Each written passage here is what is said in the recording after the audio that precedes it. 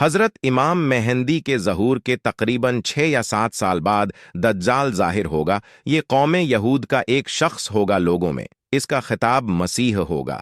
उसकी दाहिनी आंख अंगूर की तरह बाहर को लटकी होगी। उसके बाल घुंघराले। उसकी सवारी में बहुत बड़ा गद्दा होगा। उसकी पेशानी पर क़-ए-फ़-ए-र काफिर लिखा होगा, जिसको हर मुसलमान बेपढ़ा भी पढ़ लेगा। इसके साथ यहूदियों के 7,000 लोगों का लश्कर होगा जो इसकी बैत करेंगे। अपने साथ बहुत बड़ी आग जिसका नाम जहन्नम रखा होगा, मगर दरअसल वो जन्नत होगी, और एक बहुत बड़ा बाग जिसका नाम जन्नत रखा होगा, मगर वो जहन्नम होगी। को लिए फिरता होगा, अपनी खुदाई का दावा करेगा। जो उसको खुदा कह देगा उसे जन्नत में, और जो ना मानेगा उसे जहन्नम में डाल देगा। पूरी दुनिया में गश्त करेगा।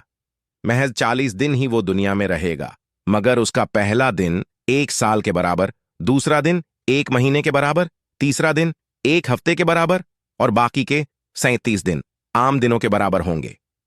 जब ये बात सहाबा इकराम रज़ी अल्लाहु ताला अन्हु को खबर हुई तो सबने हुजूर सल्लल्लाहु अलैहि वसल्लम से पूछा कि या रसूल अल्लाह सल्लल्लाहु अलैहि वसल्लम, उन दिनों में जबकि एक दिन 1 साल के बराबर होगा तो नमाज कैसे पढ़ी जाएगी? तो आप फरमाते हैं कि क्यास करके साल भर की पढ़नी होगी।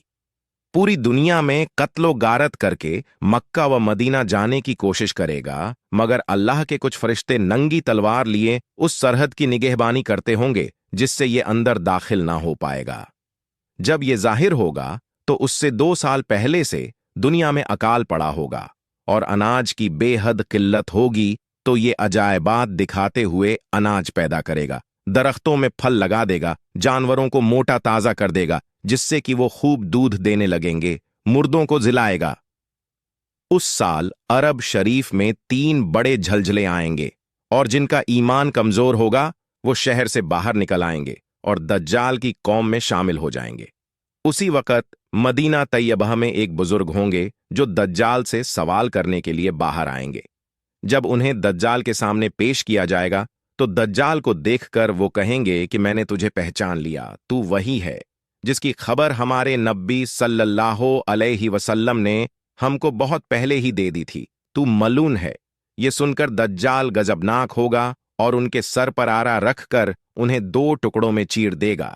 फिर अपने मानने वालों से कहेगा कि क्या मैं फिर से इसे जिंदा न कर दूं ताकि तुम लोगों का ईमान और मजबूत हो जाए, और फिर वो दोनों टुकड़ों को मिला देगा जो कि अल्लाह की कुदरत से फिर जिंदा हो जाएगा। वो जिंदा होते ही फिर यही कहेंगे कि अब तो मेरा ईमान पहले से ज्यादा पक्का हो गया कि तू मलऊन है।